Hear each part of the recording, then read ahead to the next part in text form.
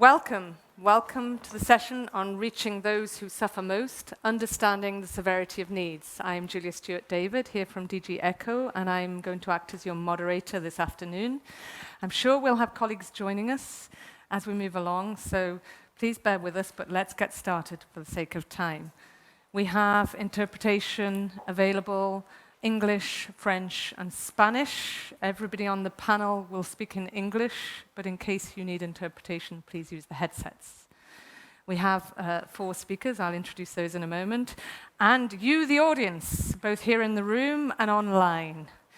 And I really, truly hope that we will have a good time to make sure that we answer your questions and we hear your perspectives.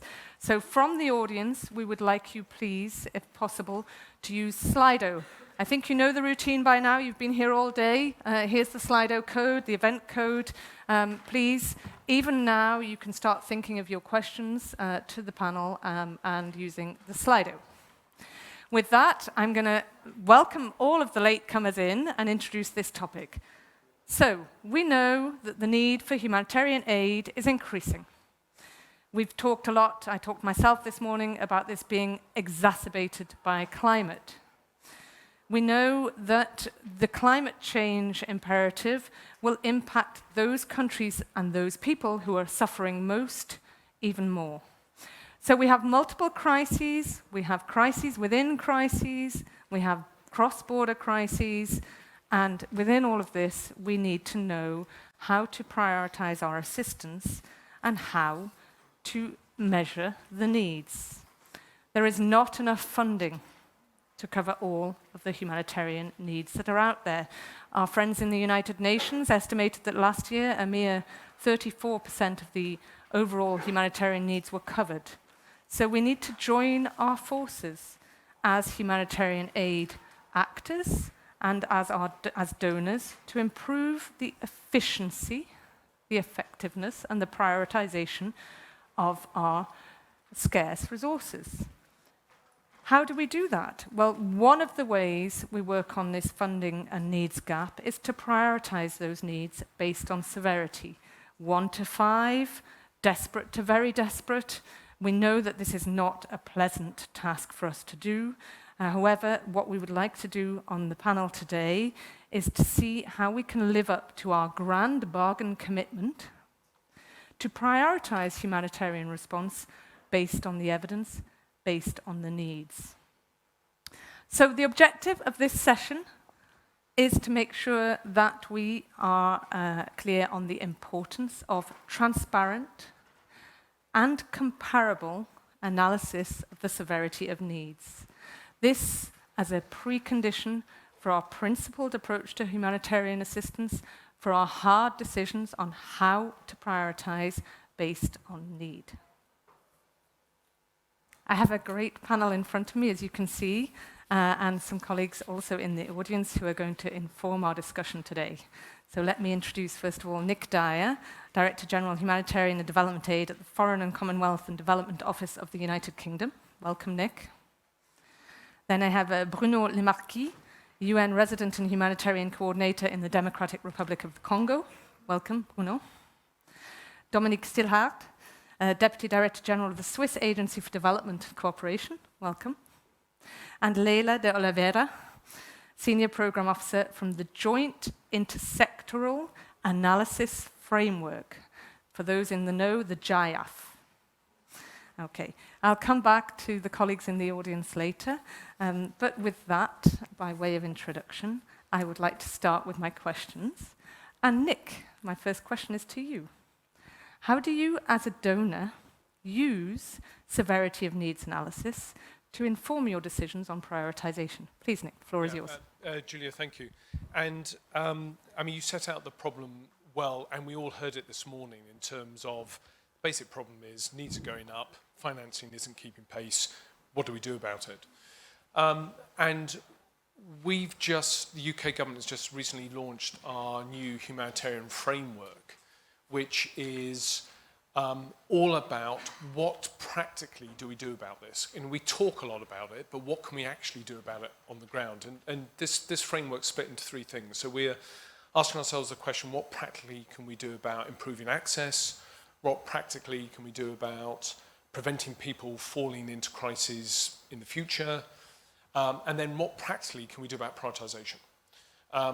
And at the heart of prioritisation is the question of data and good, reliable data. And for us, I mean, I think for the whole humanitarian community, good data is the foundation of our license to operate. So our license to operate, which is persuading our taxpayers to give us money to spend on humanitarian crises, if we don't have good, reliable, independent data that underpins that, then we're never going to be able to justify where we spend the money and how we spend it. So I mean, this whole question about license to operate, I think, is really important. Now, how do we do it? So let me talk about it at a sort of macro level.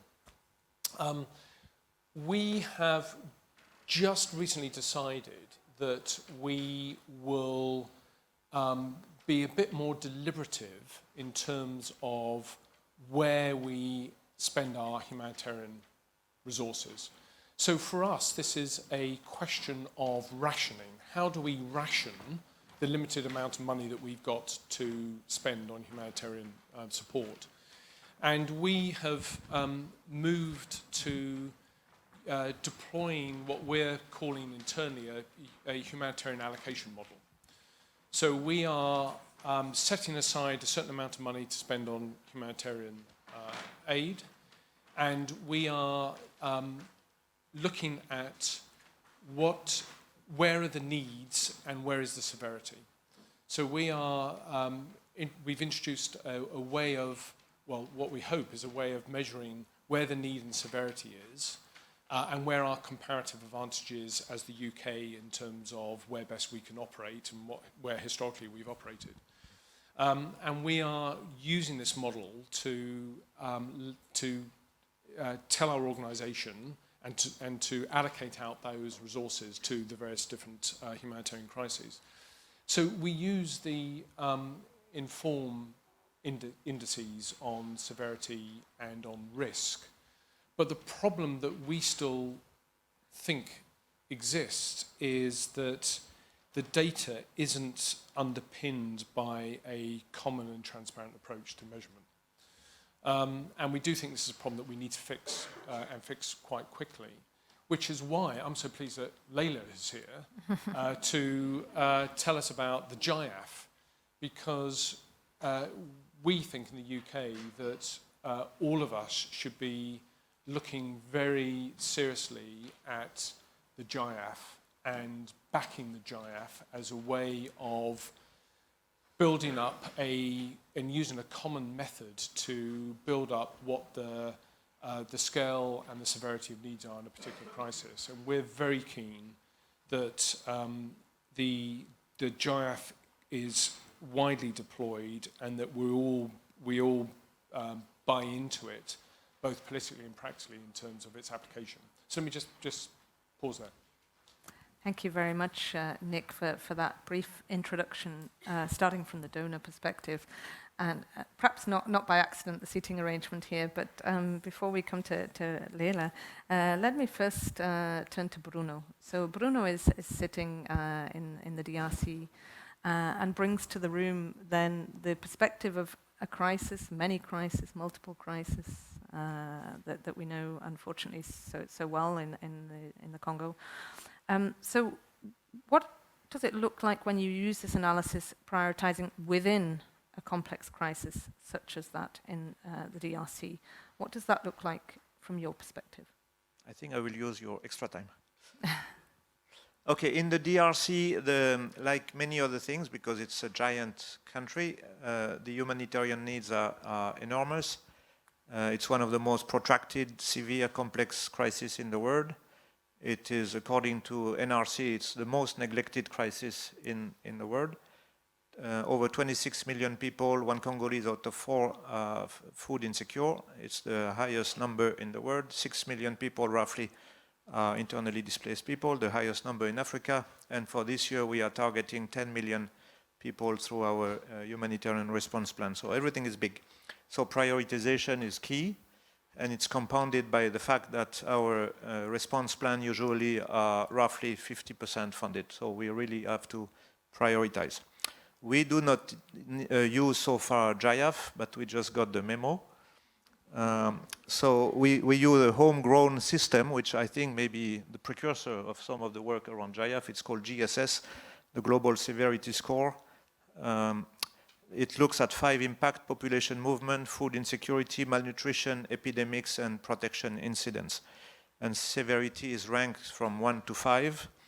We bring in all the reliable data we have, as reliable as possible, at the level of what we call health zone. It's the lowest territorial entity in the DRC.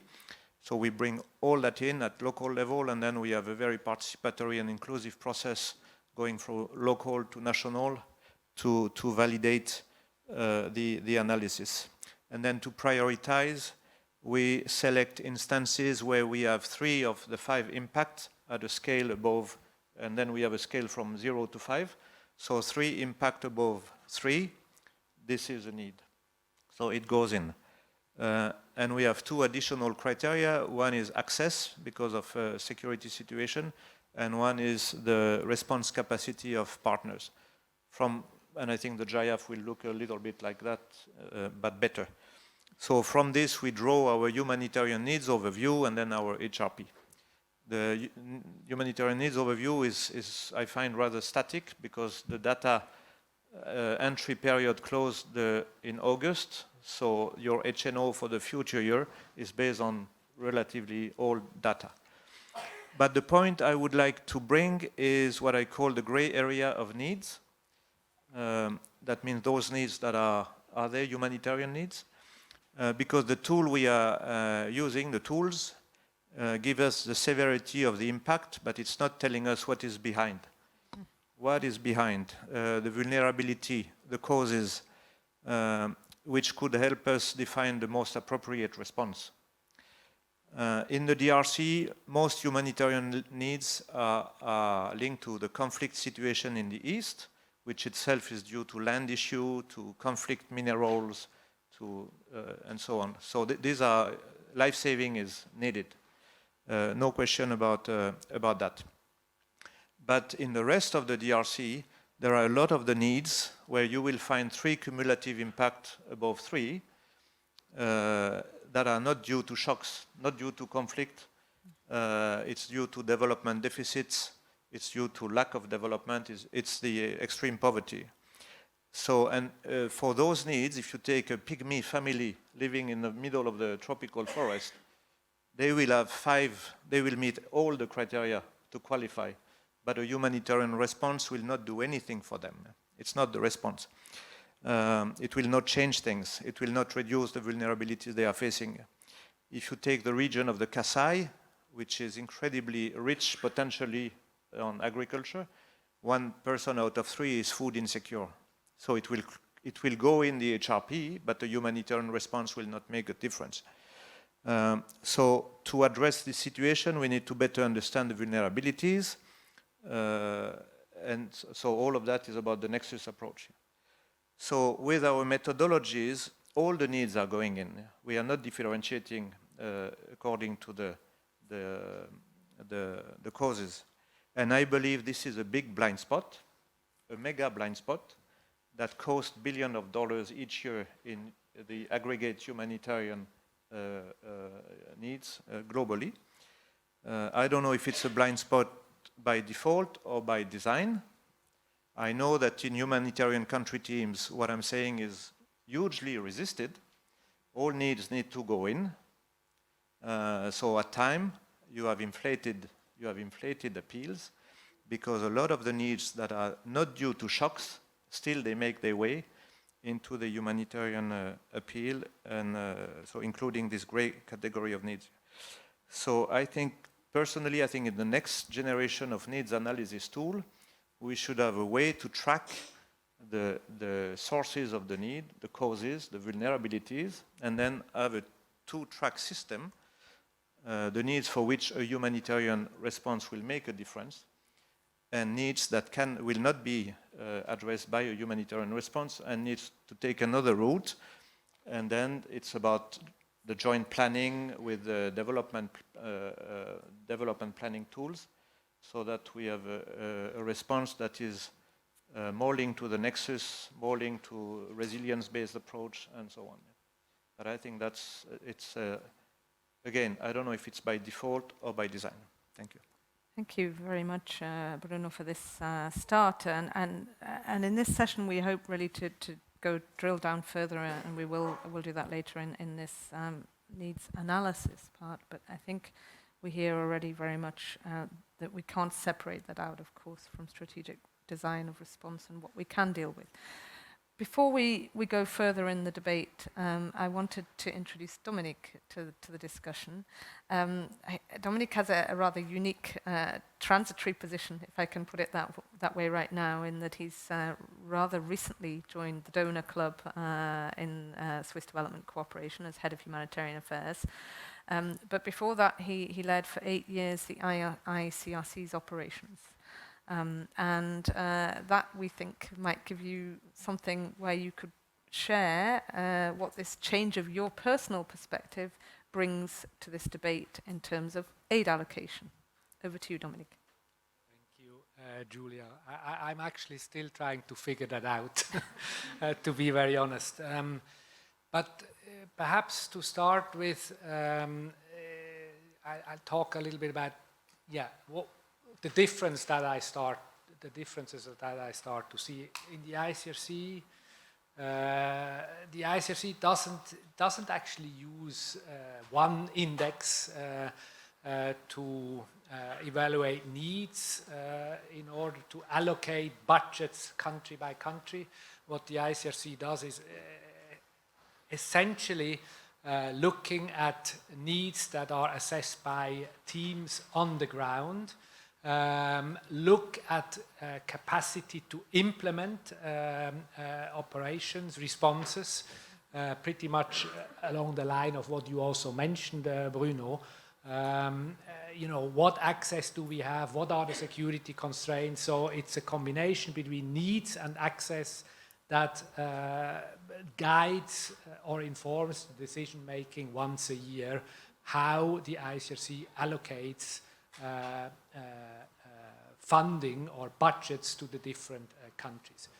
Now, I have to also admit, although it's difficult, or it was difficult as an ICRC delegate to admit, of course, it is impossible to say that the ICRC is not also, budget allocations are not informed by donor decisions. Ukraine is a typical example. The budget for Ukraine, if I look at, I'm interested to also hear afterwards these indexes. If you look at vulnerability indexes today in Ukraine, they are much lower than what everybody else is doing in terms of operations in Ukraine. So this is really a striking example where other criteria overrule the kind of vulnerability indexes that are around.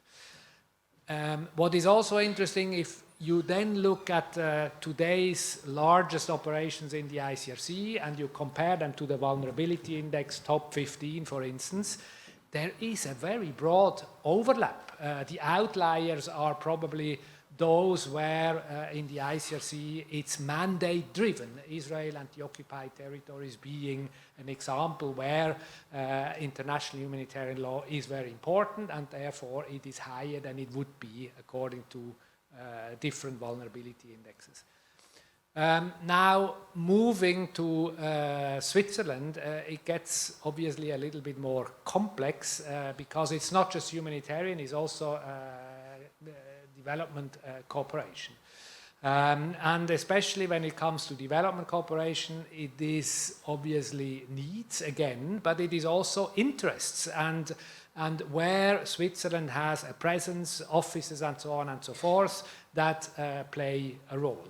If I look at humanitarian allocations, a large chunk of it is multilateral, where it is pretty much aligned to the appeals, especially of the UN and the ICRC.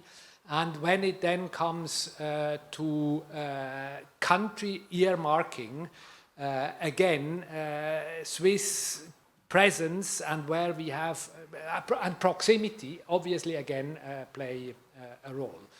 Interestingly enough, again, if I look at overall aid allocations of Switzerland, development cooperation and humanitarian together, there is again quite a remarkable overlap with some of these indexes that I saw, even if Switzerland doesn't use these indexes today to allocate its funding.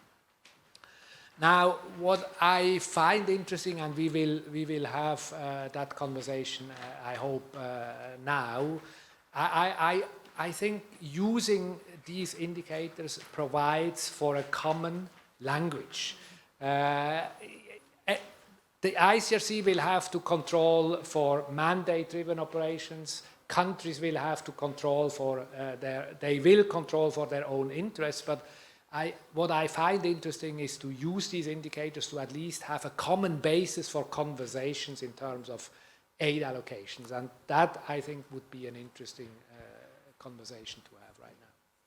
Thanks, Dominic. You can see where we're going here, I hope, and I really hope that we'll get some interaction into the conversation in a little while, because indeed we've now already heard of several different ways of measuring the severity of needs, just some highlights, flagged, some words mentioned, some abbreviations, the Index for Risk Management, the GIAF.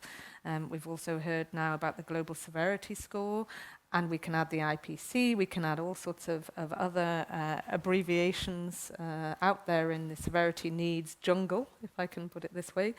We'll get to some of that in a moment.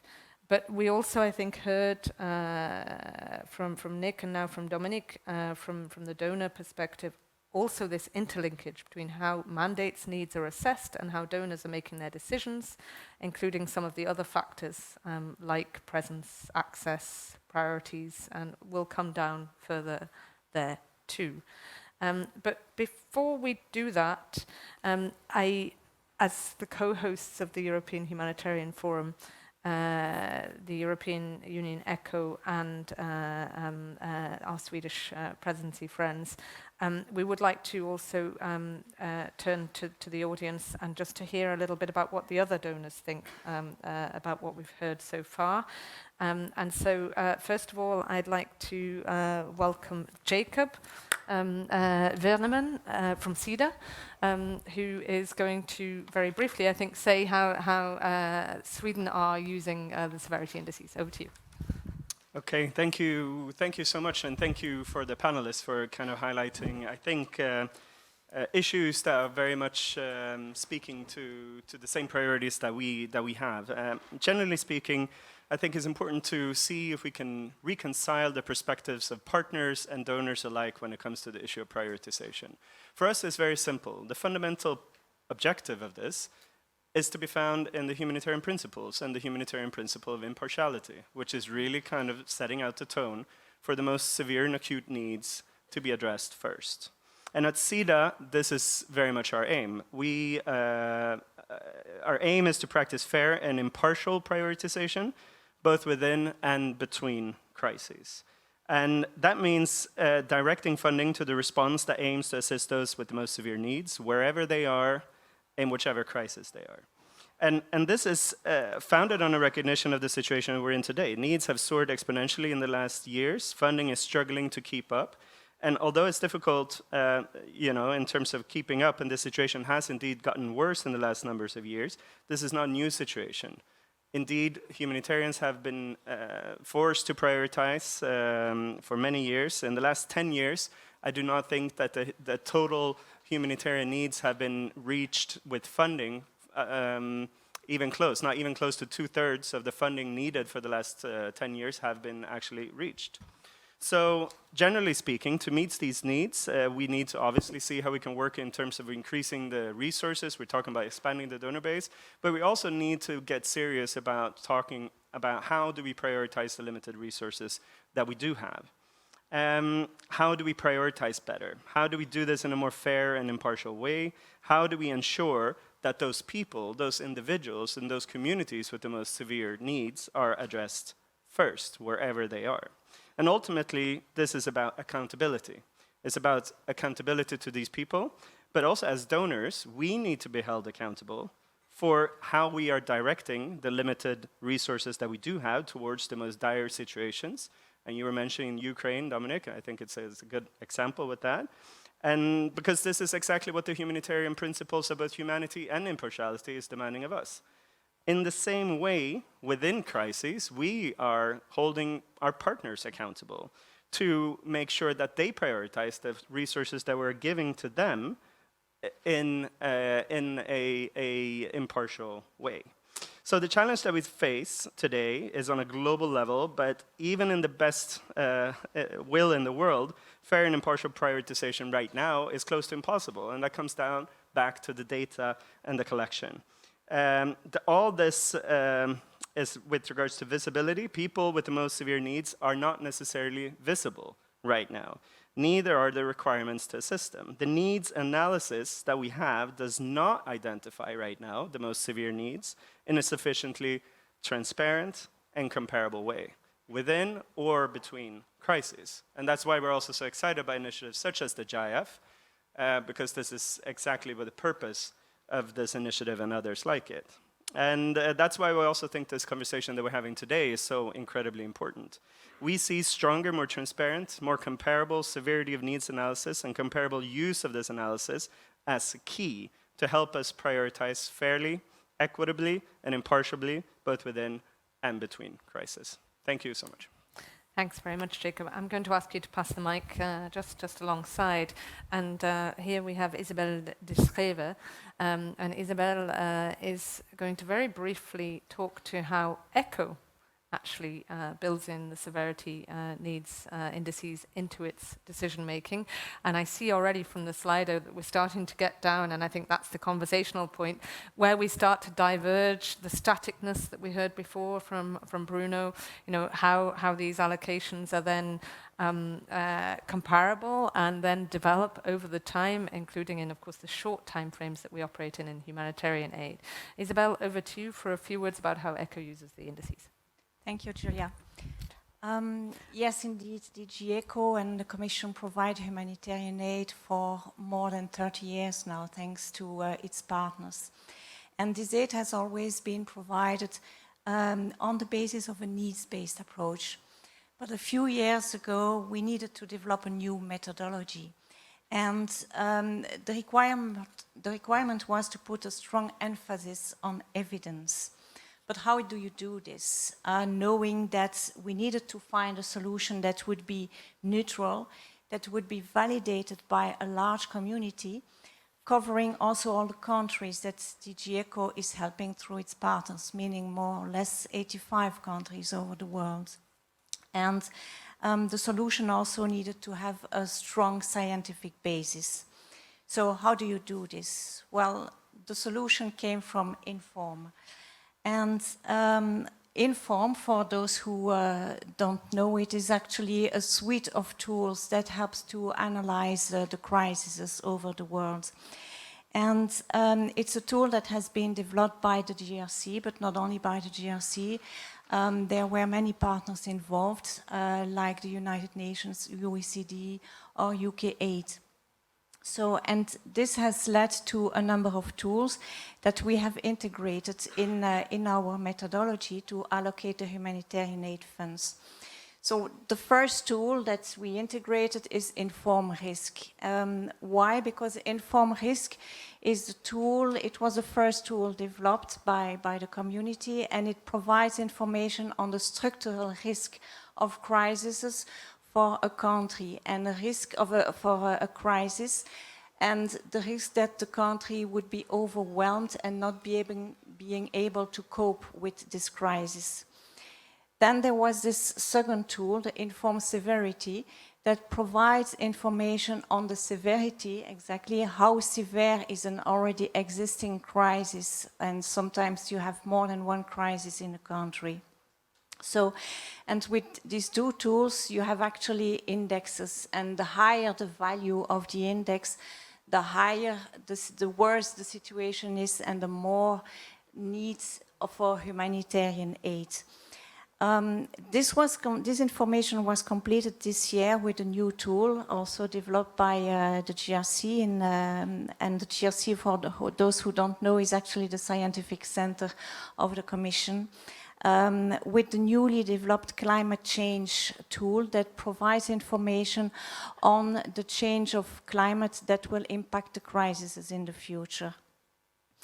So, and this way we join then with information on the people in need, and the people in need, which is data that is provided by the GF, between parentheses. So this constitutes then the evidence part of our methodology. But in the Commission we have the chance to have more than 50 offices spread all over the world, with experts located in these countries and following the situation in the field, not only their countries, but also neighborhood countries. And that's allowed to complete the information that is provided by the data. And with this information all together, we have then developed our own index based on the information that I just mentioned.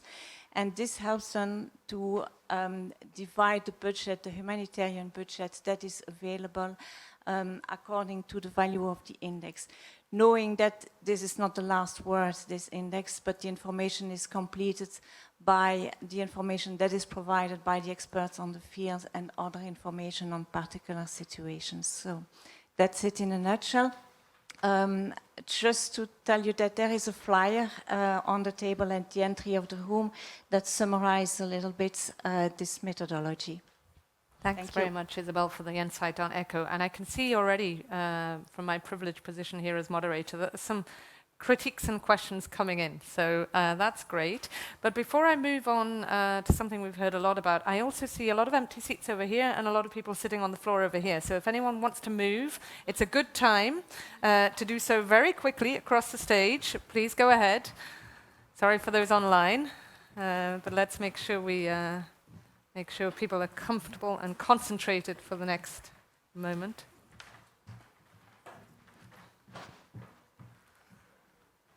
So, needs assessment, an art, a science, a reality check. Let's keep going on that conversation. We have heard a lot of hope expressed, a lot of expectations, Leila, on something that those in the know are calling the GIAF. Now, I'm tempted to see a show of hands for those in the room. So who knows all about the GIAF? Okay, so now you know who you're talking to, okay? Leila, your challenge is please to let us know why we should all be excited about the Joint Intersectional Analysis Framework and what that might bring us in terms of moving forward on this terrible dilemma of trying to match up the needs and the resources. Over to you, Leila. Thank you, thank you. And yes, I do think we should all be quite excited about GIAF because we are actually making, we got together to, actually it's a multi-partnership. It's made up of United Nations and donors and NGOs and other technical agents. And we have come together based on the whole implementation of GIAF, because actually there is one version of GIAF that has been implemented for a few years, but we got very many lessons learned from that. And over the last year, we have actually developed what we are calling now GIAF 2.0. And based on my experience, I'm actually one of the key authors of the IPC. The IPC, I think many of you know, is the Integrated Food Security Phase Classification. And now I'm leading the GIAF. And based on, so I'm going to be talking a little bit about both. And when I'm going to be talking about the GIAF, I'm actually talking about GIAF version 2.0, which has not been rolled out yet.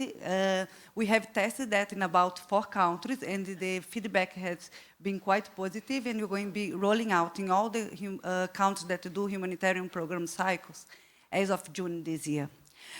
So I do think we can potentially deliver very suitable analysis to help to target humanitarian assistance.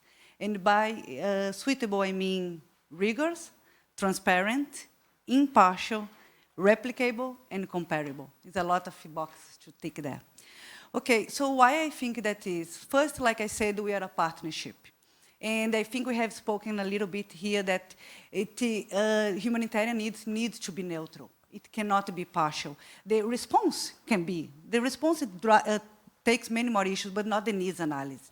And by bringing stakeholders from different organizations with different agenda, with a set of standards, with a neutral facilitator, with transparent evidence, we believe we get to impartial needs analysis. The second thing is we have been developing a global reference. Both the IPC and the GIAF use global reference tables that are very clear of what we mean by the severity of each phase and identify globally comparable indicators that can be used. It does allow other indicators, so all these indices that you spoke about, and Informed is one key piece of evidence that goes in there to actually be used against these references and calibrated. So with that, we ensure that it's evidence-based, but at the same time, it's flexible enough to let different countries, different contexts to bring this the data. Another big thing, I think we heard a lot about the evidence, and the evidence is key. And it is a very evidence-based and required minimum evidence level. Now, although the foundations are there, and I do think we potentially can deliver excellent analysis that don't respond just to the severity, I think we are talking that we need to know why, where, when, who, and what are the key characteristics further to how severe the situation is. We do have some challenges to deliver this in a systematic way. And the first challenge that has been said here is the lack of reliable evidence. And I cannot count in the fingers of my hands how many times I have been in analysis that we are talking about phase 4 or 5, and we do not have the necessary body of evidence to conduct the analysis. And this is so common that the IPC has developed a classification that's called family likely, that actually means we believe a family is happening or will happen, but we don't have enough evidence to confirm. Also, for the least severe, we have done a gray classification to say we don't have even enough evidence to make a classification. The second big issue that we have is uneven human capacity. At both global and country level, this is a problem that is a reality. And without professionals that are present, they need to exist. They are competent and accountable in every country, the quality of analysis at risk. There is also different commitment to normative technical development, and there is a bit of an illusion that sometimes we get to a version and it's good, so that's it. No, we need to continue always improving and developing our protocols and process. Also, another big problem, unfortunately, our field makes very little use of advanced technologies. While we are going through a digital technology revolution, we are still relying on very basic technology to conduct our analysis.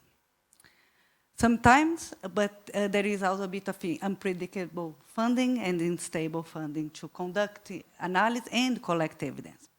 However, these challenges are not everywhere, and our experience has shown that all of them can be resolved with the commitment.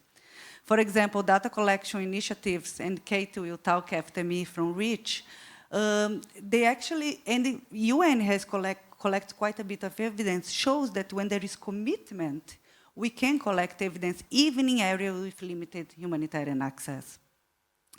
The IPC has also showed that there is a way of building and retaining capacity. The IPC has actually certified about, I think, 2,500 analysts, and they have built a network of 250 facilitators to conduct the analysis. And I think both the IPC and the GIAF have showed that there is a value of creating coordination units. Both of them have coordination units that have regional capacity, especially the IPC, that actually are tasked with developing the protocols, implementing, supporting the implementation, and assuring the quality. And I like to also call the attention that the IPC has also showed that we can have a quality assurance mechanism that does not undermine country processes. And actually, for the highest severity level, the Family Review Committee is one good example of them. Although to say that donors have stepped up, and I'm here for that reason, because the IPC and the GF have been funded, and I do think it needs to be taken serious. And I like, Jacob, you said that you have about 50 people throughout the world to actually help to do the analysis. Or it was Jacob or was Isabel? It was Isabel, no, sorry, JRC. And the same thing, the IPC Global Support Unit is about 50 people too throughout the world, and that's what it takes. It takes people, it takes data, it takes commitment. But I do believe that with the commitment of you and these tools, we can come up to have one system to classify the severity and the magnitude and the cause of the needs, so that donors don't have to piecemeal a bit of information from here, information to that, to come up, and you can come up with a common classification, a common scale for all of us. So I ended this presentation also asking that we are held accountable. It's important that the analysts are held accountable for our analysis so that we can continue delivering and be serious about the quality of our analysis. Thank you. Thank you very much, Leila, and certainly I can share from the inside of ECHO that those who hold the data are held accountable regularly from those who are representing the eyes and ears in the field, and I think that is a very important message.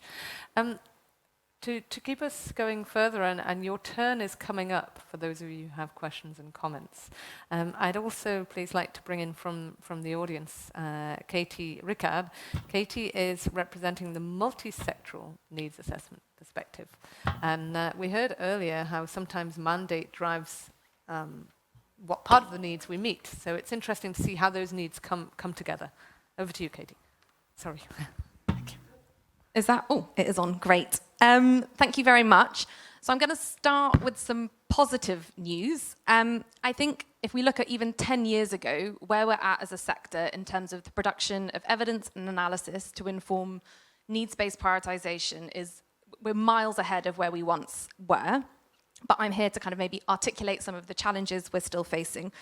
But before I do, back to basics, just in terms of what we actually need to inform prioritization and needs-based assistance.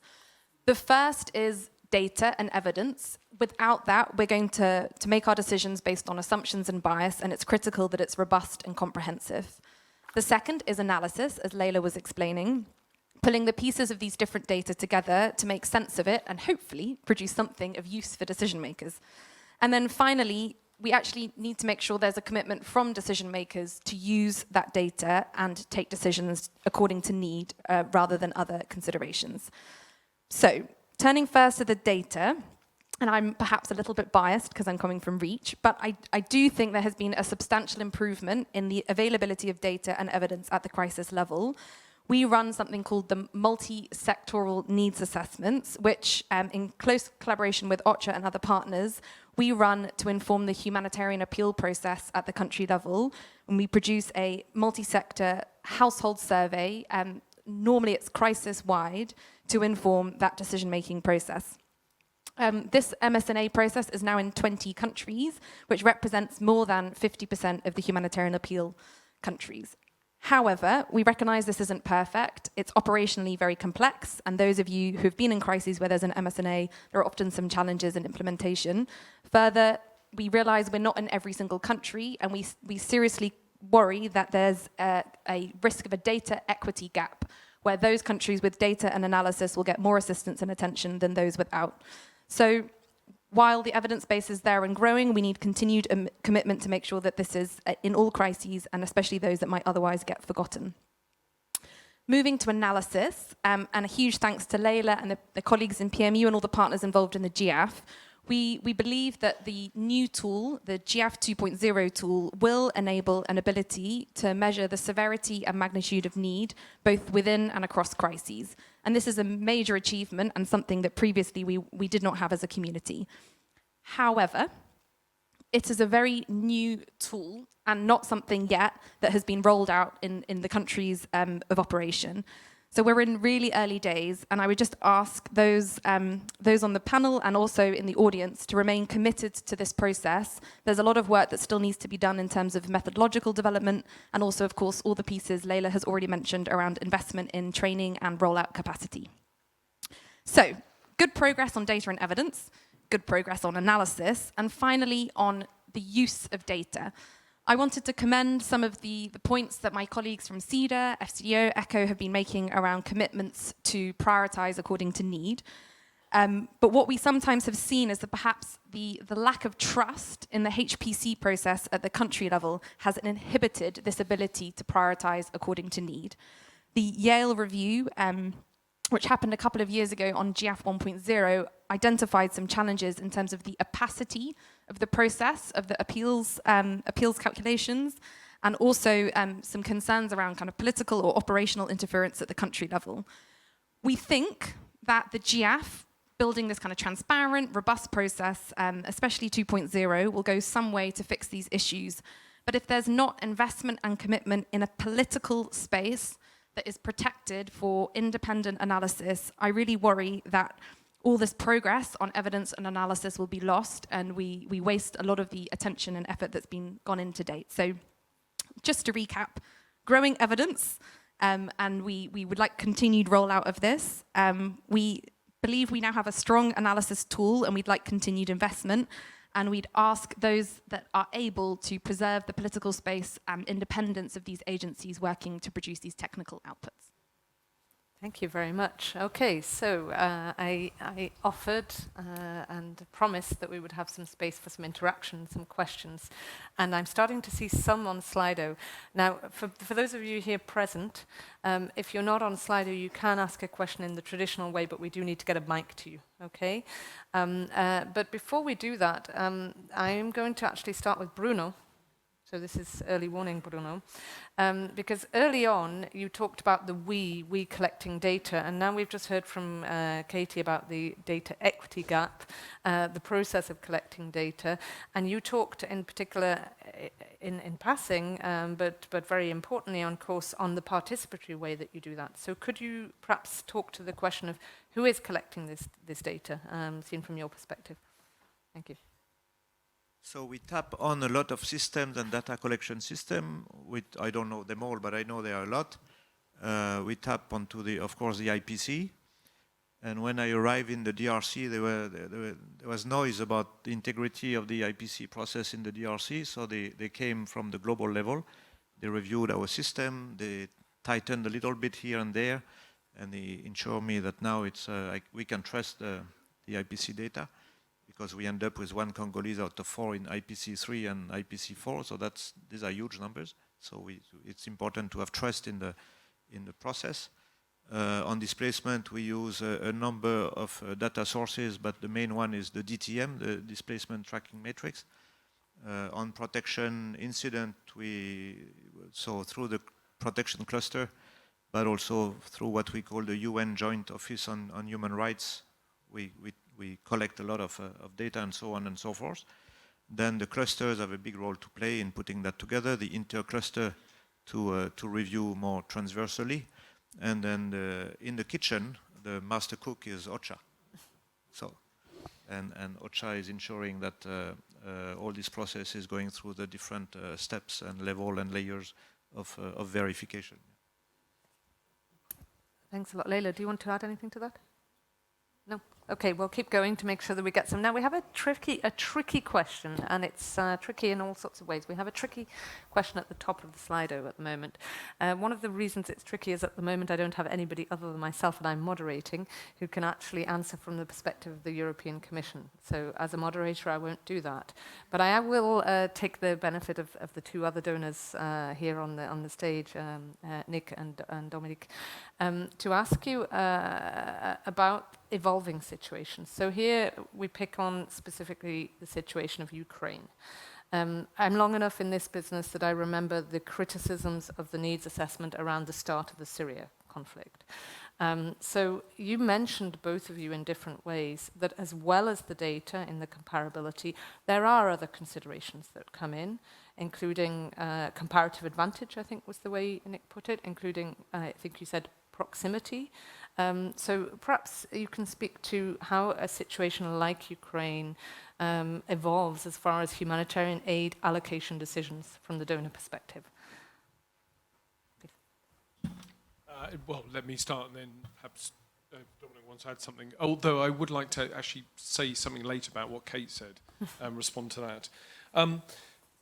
Look, it's quite clear that Ukraine has seen a significant response from particularly European donors, but also the US, given, as you say, the proximity and the salience of what's happened and what's going on in Ukraine, not only through the direct humanitarian response, but also the indirect in terms of Ukrainian refugees who've come into neighbouring countries and beyond. And it is right, it is correct that a lot of resources has gone into that. I do think as it evolves, the Ukraine crisis evolves, I think two things are starting to emerge now. One is, there is this wider question around how does the community demonstrate that we're not ignoring the rest of the world and that it's all about Ukraine. And I think there's a live, ongoing debate and question around that. But I think the other thing is that as the crisis evolves inside Ukraine, how do you then make choices about the priority interventions you're going to make? And I do think Ukraine was a really interesting example of how, in many respects, it's very different from many of the other crises that we have been dealing with, because the government of Ukraine themselves probably are the single biggest humanitarian responder in Ukraine, because of the fact that they're providing services, they're providing welfare payments, and there is a interesting debate that's just about to happen in terms of the economic reform program that the IMF are going to be funding in Ukraine, and how should that and the resources that we're putting into supporting the Ukrainian government, how will that then adjust, or should we adjust the amount of resources we're putting on the humanitarian side? So I think there are some real choices, but that in itself has got to be underpinned by good data and good evidence in terms of where the needs and resources are. Yeah, I think let's call a spade a spade. From a Swiss perspective, and I guess it's exactly the same in the European Union, the mobilization of people around the common people, the citizens of the European Union of Switzerland was such that governments had to be seen to move, and that is. And from an ICRC perspective also, when I was still there until last summer, we've never seen so much spontaneous private donations for any crisis that I remember. So of course, a lot of means, a lot of resources, and good. I think good. The problem is indeed, what about all the rest? And here, all I can say is that is why non-earmarked funding to organizations is so important, because that allows organizations such as the ICRC and others to make needs-based decisions. That is the way for organizations to make needs-based decisions. There is no discussing a way that Ukraine will continue to attract a lot of resources, and again, very good. But then I think it's really important to continue push the cursor when it comes to flexible funding to organizations that then allows them to make needs-based decisions. Thank you very much. So now we have a plea, I think, moving also to the strategies that we take from that, which is a very important point, of course. I would like, I'm going to look into it's very hard to see into the audience because there's bright lights, but I see one person standing up right at the back, which means somebody needs to run down with a mic. Yeah, somebody's got a mic, that's good. Please, could you say who you are and who your question's to? And then I see a gentleman here, and then I think I'll hold it there because we have another very interesting question on Slido so that we can still have some time to conclude and get you to the next session on time. So, Thanks. please, the lady at the back. Yes. Yes, go Sorry. ahead. So my name is Charlotte, and I am one of the thematic experts that was talked about from DG ECHO on the field. So it's more of a testimony to try to react a little bit about what have been said. So basically, my job as a donor, as a technical expert for a donor, is to look at all the evidence that are given to me and to try to give as sound, as technical as possible opinion on where should the prioritization go for my specific thematic, which is food security. And it's sometimes very, very difficult, as we've all said. And it's just to say that there is a pact of trust around the data that should exist for us as a donor to take those data into consideration. And there's been a lot of progress made in the past 10, 15 years around data, but I would just like to press on something that is very important, is that the four humanitarian principles should apply to data as well as they should apply to operation, which means that data should be neutral and impartial, and should be the actual reflected needs. That being said, in my personal opinion, in 15 years on the field, there is nothing that is more political than data. So that put us in a very tricky position sometimes. And I think that the pillar stone of triangulation of data is very important. And maybe just a word of warning around those very, very interesting and very well-built tools that exist. They create one data, let's say it like that, one meta-analysis. And sometimes, if this has not been done properly, then you will not have, the actual right picture. So just maybe a word of caution that there's so many data around on the field that we do not use and we do not value on a daily basis. And in my job, I can really very much testify that we use those very, very precious tools like Inform, like IPC, like all those meta-analysis, but we also have to triangulate with field data from our partner, from the NGOs that usually have a more disaggregated level, and those are very, very, very valuable for our prioritization of needs. Thank you. Thank you so much. I promise, ladies and gentlemen, I couldn't see who that was at the back of the room. Now I see a raft of hands, and I also see the clock. So I'm going to take the gentleman here, I think, who had the question first. Yes, this gentleman here. Yep, here. Yeah. Thank you. Thank you. My name is Kenel Kader. I'm from Haiti, and I can say I'm an evaluator as well. One of the things I observe in the field, and the panel just confirmed it, so there's like a lack of coordination in terms of need assessment. For me, it's not only it's not cost effective between donors because we don't work together to conduct need assessment. I can speak from the field. For example, you can have like different donors, different organizations conducting same area, same collecting same data to do the same thing. So it's, for me, it's a waste of money. So has even from the EU perspective, do you think that it won't be possible to develop a more cooperative, participatory, inclusive need assessment that can be used by, let's say, all EU members working in the field? Because that could be, we can use this money not only to save life instead of like repeating, using different tools and wasting a lot of money. This is one of aspect of the question. The second aspect, you mentioned, for instance, there's the issue of lack of human capacity. That's true.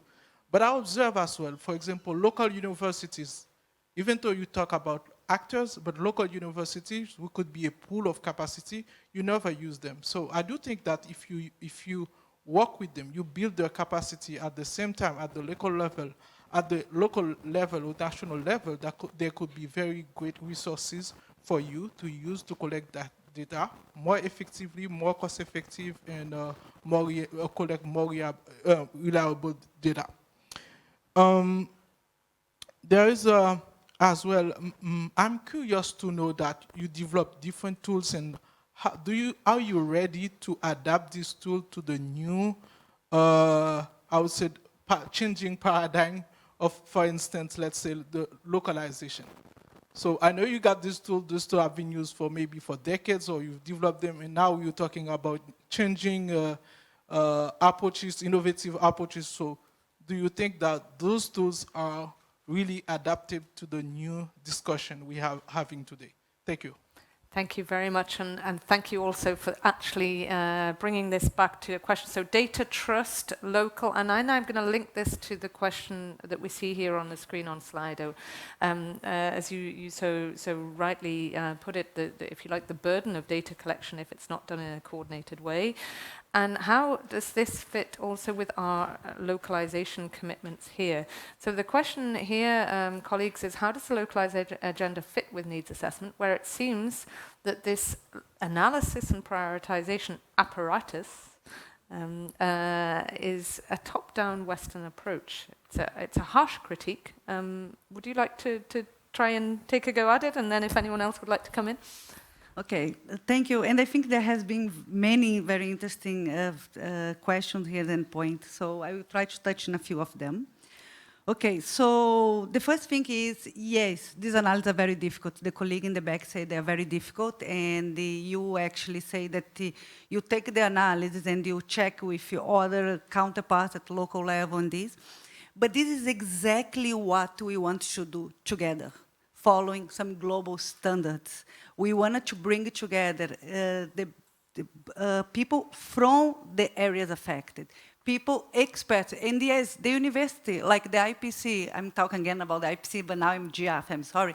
But the IPC, we actually have academic course curriculums that have been given many African universities, including the Piripiri University that's a joint and the University of Pretoria.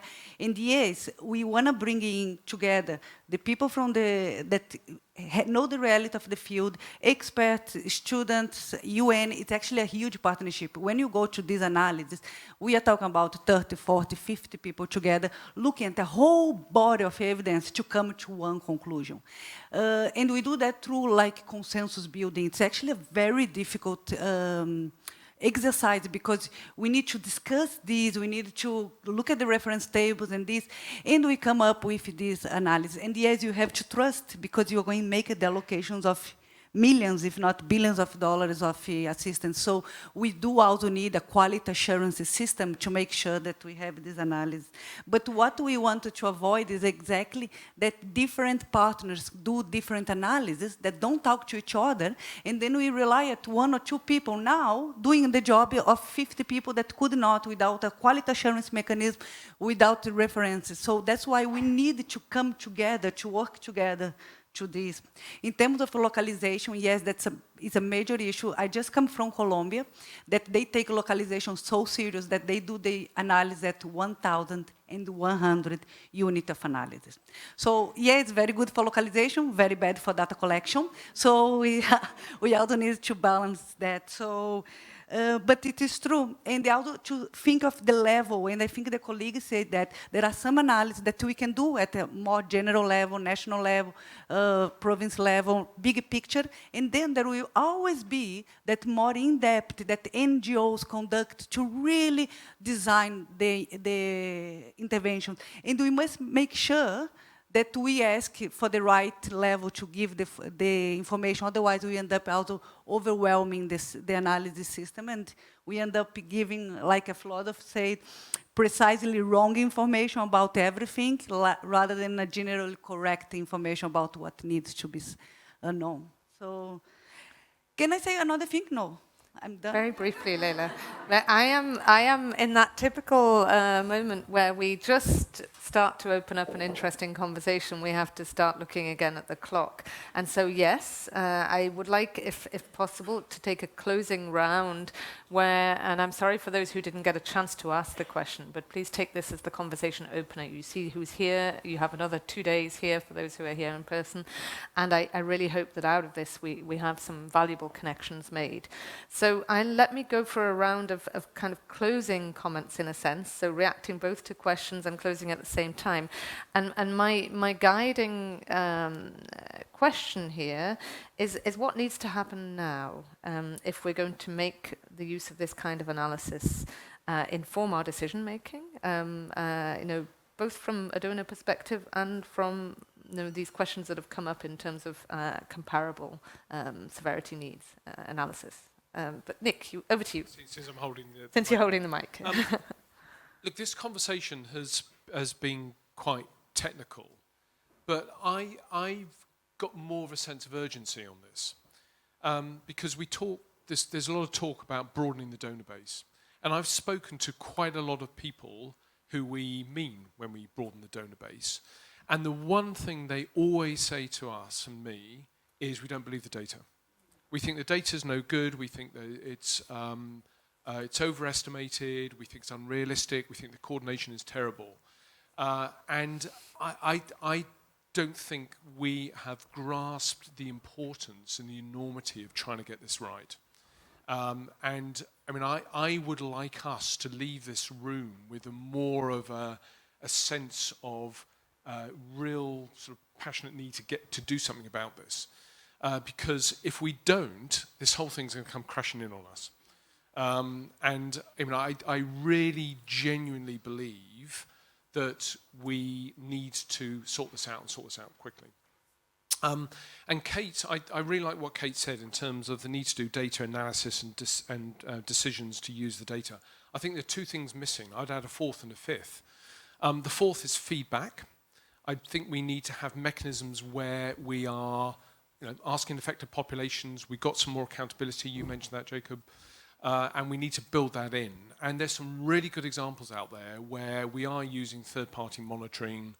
Reach has done some great work in terms of asking affected populations. So we really need to get feedback loops into this process just to check whether the data that we're coming up and identifying has got the third-party credibility to it. And the fourth, what I would like to see is a genuine independence. So I would actually like to see, and I don't think everybody would agree with this, but I'd like to see an independent quality assurance of country-level data by a third party who everybody trusts, but is actually checking whether that data is up to the standards and the quality. Not that we're creating it ourselves and relying on ourselves, but there's somebody else out there who's giving it a seal of approval. Thank you very much, Nick. Do pass let me come from that side to this side. So yes, please do go ahead, Dominic, and then we'll finish with Bruno. Wind back to Bruno. So Dominic. Yeah, thank you. I find we are having the right conversation. I agree, it's a little bit technical because at the end of the day, decisions need to be made. And somebody will have to make these decisions and be accountable for these decisions. But I do believe, and I agree with Nick, that perhaps I'm now new to the donor club. You said it, Julia. Coming together and agreeing on what is the kind of independent, reliable data that we use as a common language would be huge progress. I sympathize very much with my colleague from Haiti. The kind of frustration of multiple analysis, every organ. I'm with you. And if there is something that donors can do to perhaps to create a more common language as Yeah, as a basic, all these boxes that you said, independent, comparable, transparent, and so on and so forth, it's a big ask, but that would create a common language, and I think that would be a huge step forward. Now, this being said, and that is my last point, I also don't think that this is going to solve all the problems. Because, as I said, even the best data model is not going to be enough to make the decisions that will need to be made. Again, thinking back to ICRC, protection work, there is not just assistance, there is also protection work, there is dissemination of international humanitarian law, that also requires allocation of funding, and you are not going to find that in the best data model that we are going to. So we will have to allow for controls that allow different organizations to fulfill their mandate. But I do agree that if there is one step, if we can do one thing, which is create a model that we at least all agree upon, that would be a huge step in the right direction. Thank you. And I'm not going to push you on your new role and whether you'll then manage to build that into your system in terms of the allocation of decisions, but I guess there will be people out there interested in that. Bruno, we come back and we barely touched on some of the issues that you raised, in particular this point, of course, that you raised about how the vulnerabilities play into this. But please, for your concluding comments on what we should do next. From so first to say, I agree with Nick about this higher level of to ensure the integrity of the data and the integrity of the process. I think it exists for some subset of data collection, but as a whole, this is an area where there are so many conflicts of interest. There are so many conflicts of interest in all what we've been discussing, because for some actors, the bigger the better.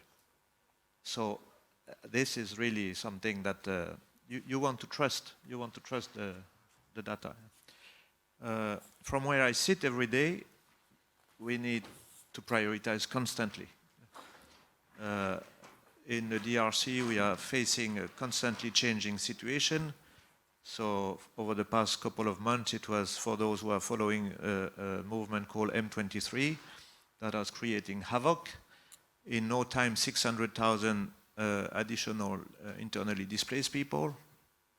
This is taking a lot of attention, resources. They live in desperate conditions, but it has attracted the limelight because it's a very political security situation with sub-regional implications. So a lot of attention from the donors is on that one crisis.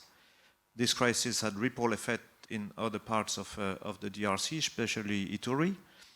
The government removed security forces from Ituri to fight the M23, and since then, some armed group are creating havoc. Every day there are massacres.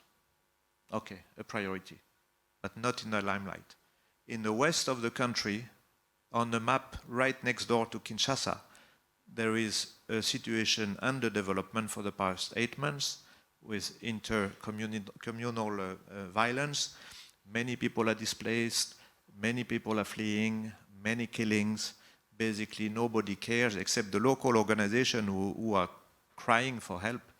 None of the regular actors are looking at it because they are busy in the east.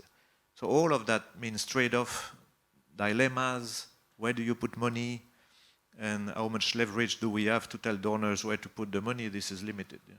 So this is the daily struggle we are facing. What would help, and we are working on those two things, is a more regular need analysis, because the HNO is a slow-moving, static process, and the data collection closed in August the previous year, so you are stuck with a picture. So having more regular, more dynamic, maybe every 3 months, we do a refresher. That's one. I don't know why in the DRC we have a big problem with having the right funding picture. I don't know if it's in the case in other big emergencies. We don't know. As HC, I only know with with a big degree of detail where 12% of the money is going. This is 6% from the SURF. Out of the overall money we are receiving, 6% is from the SURF, 6% is from the pool fund. I can tell you where this money is going and how it's being used and where do we stand in terms of delivery. For the rest, we don't know. So we don't know where the money is actually going, we don't know how it's being used, and we don't know at what stage it stands in the delivery. So we are struggling with identifying where are the funding gaps versus the needs. It is linked partly to the DTS, the FTS. So OCHA is looking at that with the donors, with BHA, with ECHO. We are trying to understand why we are in this situation. But it's a big gap when you want to allocate and you don't know where the funding has gone already. So that's something else we are working on. And then to come back to my initial point, I think all of us, donors, UN, NGOs, we constantly need to work on addressing the vulnerabilities. Of course, we need to respond to urgent needs, saving lives, but the minute there is space to resolve a situation, to address root causes, I call them the Gordian knot. Robert knows the Gordian knot. So the deepest in the DRC, it's about being obsessed by working on land issue, by working on mining governance, by working on illicit financial flows. It's not the work of the humanitarian. But you are not humanitarian only. Most of us, we are something else. And we have political arms, and we have financial arms. The US has the Internal Revenue Service. We have a lot of tools in the kitchen. So always being obsessed by addressing the root causes that are creating those humanitarian needs. Thank you. Thank you very much. I'm just going to stand up to wrap us up. I have a flashing light saying time is up. And I'm very conscious that a lot of you will want to sprint out of here, up the corridor to the auditorium for the last session of the day. And of course, we hope that the conversation continues this night over the networking reception and tomorrow. So again, my apologies to those who didn't get more time to ask questions and to explain. But I think we heard a call to action. We heard progress. We heard hope and expectation. But of course, in the end, we come out of this discussion knowing full well, as we wind back to the bigger problem, that I think Nick put it this way, we're rationing assistance in its, and the growing needs are outpacing all of us. And that is, in some ways, our imperative to try and address these issues about the comparability, about the trust that's behind it, about the way we take our decisions, about how we coordinate that approach, how we create this common language. So I'd like to see this session, please, as an opening up of that conversation. I don't try and summarize everything that's been said there for the sake of both the flow of the day and for our participants. But I would, ladies and gentlemen, and dear colleagues, like to give a round of thanks to everybody who has intervened, both our questioners and Bruno, Dominique, Leila, Nick, Isabel, Jacob and Katie, and all of you for participating. Thank you very much for coming to this session and wishing you a good evening.